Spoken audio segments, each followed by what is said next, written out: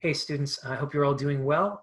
Today's lecture is going to be on character building and characterization, and hopefully I'm going to give you some good ideas for how to think about how you develop a character.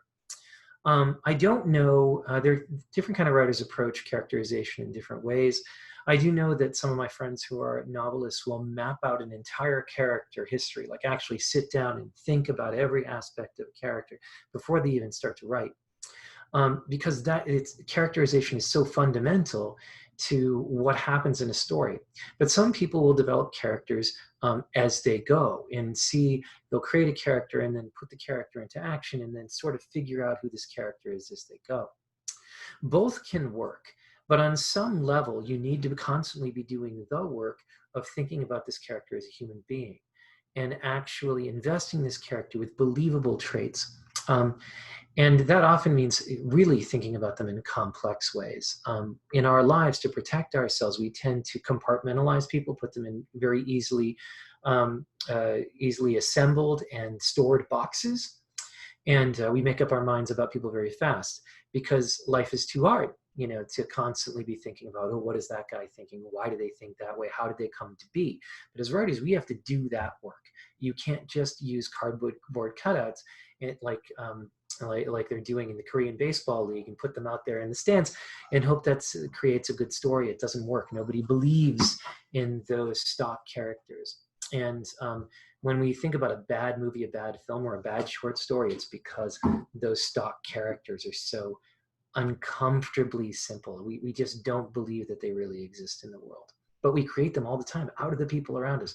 So what you really need to do is a deep dive into human psychology.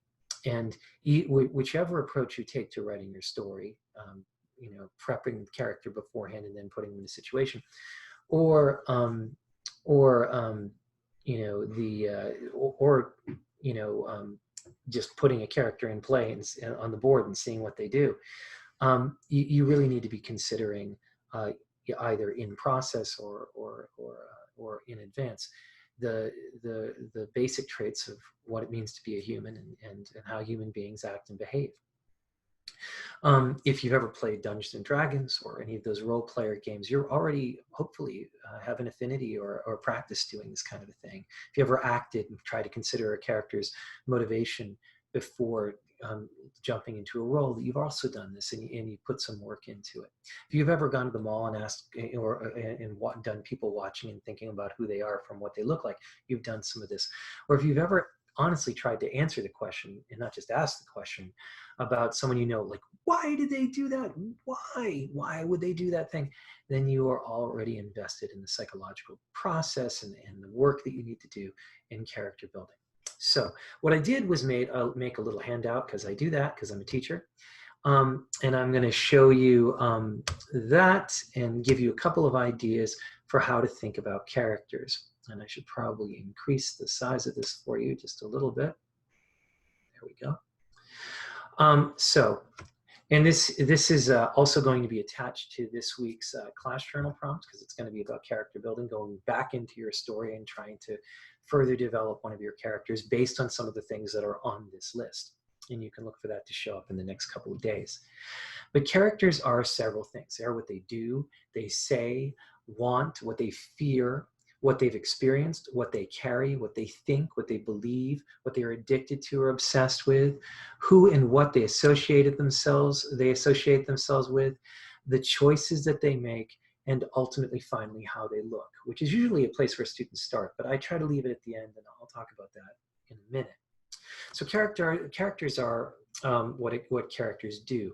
My father used to say, it's not what you think or believe or what your intentions are, it's what you do that matters and how that affects other people. Certainly characters' intentions matter in terms of fiction, but he was talking about this in terms of like morality. Like ultimately what matters is what you do, not who you think you are, but what you do. And but also and don't do, and how and why you do or don't do it. And so not just the big things, but like paying attention to micro gestures, like a character raises an eyebrow or how they physically act around other people. If we think of politicians, how a politician shakes a hand, these days no one should be shaking hands, but how a politician shakes a hand could reveal so much about that person's character, positively or negatively. So not just the big things, what their jobs are, their major actions and rap sheet, or that stuff is important, but focus on body language and micro gestures. Character is what a character says, but also what a character doesn't say, and how and why they say or don't say it. Think about your character's phrasing, any repeated phrases that they use, if they swear a lot or they don't, or what their dialect is like, because that can indicate class or regional affiliation. So really think about dialogue and interior monologue. Those are the things you say to yourself, because sometimes those can be an ironic juxtaposition with what you're saying to someone. And think about the rhythms and patterns of the character's speech. Character is what a character wants, and how that character wants it, and why they want it.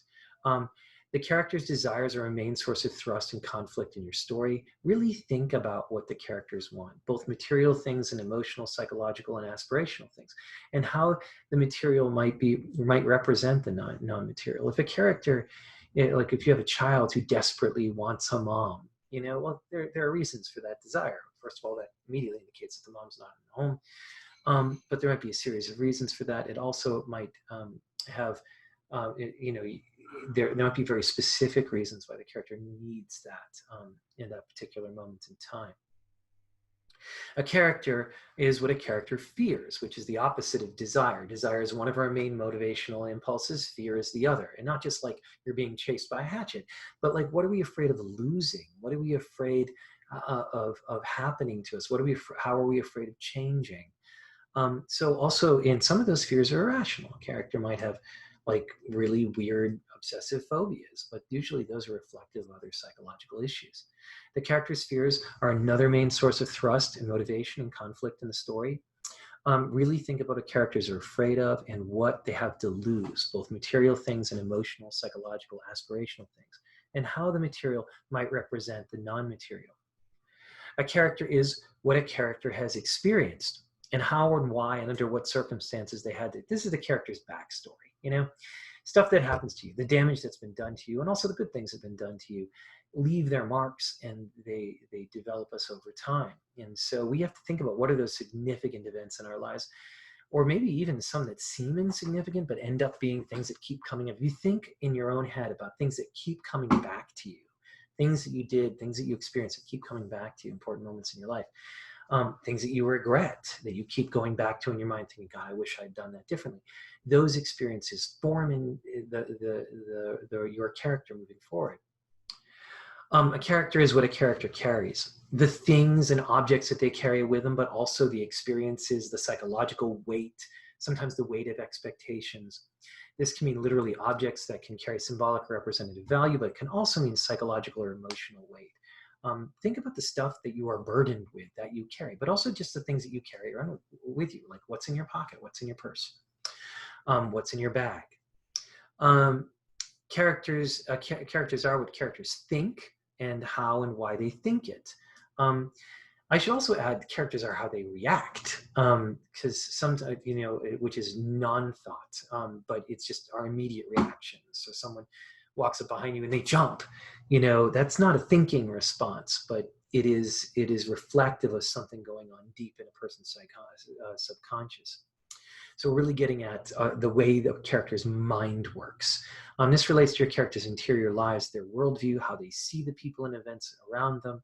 Are they cynical, optimistic, idealistic, etc.? Also take into consideration where these ideas came from. Did they learn them from books, or did they learn them from experiences? Are they something passed down from their grandma, or something that they got in church? Which leads to our next thing. A character is what a character believes, and how they came to believe it. There's a character in Tim O'Brien's The Things They Carry, which I'm going to talk about in a minute, who has a tomahawk and has a Bible in either hand. This is a reflection, and he takes these with him to war, to Vietnam, and this is a reflection of this character's complicated belief systems and where the character comes from as a Native American character. character is what a character is addicted to or is obsessed with, and how they came to those addictions and obsessions. We are all addicted to something, and we all have obsessions. So think about what those are as you build the character. A character is who and what they associate themselves with, and how and why. This could be a political group, a religious group, an ethnicity, or a race. This is the answer you give when someone asks you who you are. Your class, your profession. Like, hi, I'm Joel Peckham. I'm from Boston. I'm a poet. I teach creative writing at Marshall University, and I'm really into music, especially from the 50s, 60s, and 70s, etc. I think about how your character would introduce them to a class, or how someone else would introduce this character to someone new. A character is the choices that they make. This is very important. Nothing is more definitive regarding who we are than the choices that we make. And these shape and shake our self-perception, because sometimes we make a choice that goes against our belief system. So it not only shapes who we are, but it can dramatically change the way we see ourselves. Finally, and I leave this for last because I do think this is sometimes something we get stuck on, but is very important. How a character looks is an indication in fiction to who they are. Sometimes it can be ironic. And sometimes we gotta be careful not to run into stereotypes here. But, every one of us spends a little bit of time, and I know that's hard to believe right now looking at me, looking in the mirror before we walk out of the house. Well, most people do. Most people should. But if we look in the mirror and we go, okay, that's all right, we walk out of the house, then we're okay with that presentation of ourselves to the world. And that's the presentation of the world that we're giving to people. So what a character looks like, how they're dressed, can be representative of who they are. Now, some people, this is a product of poverty, or this is a product of something that's happened to them.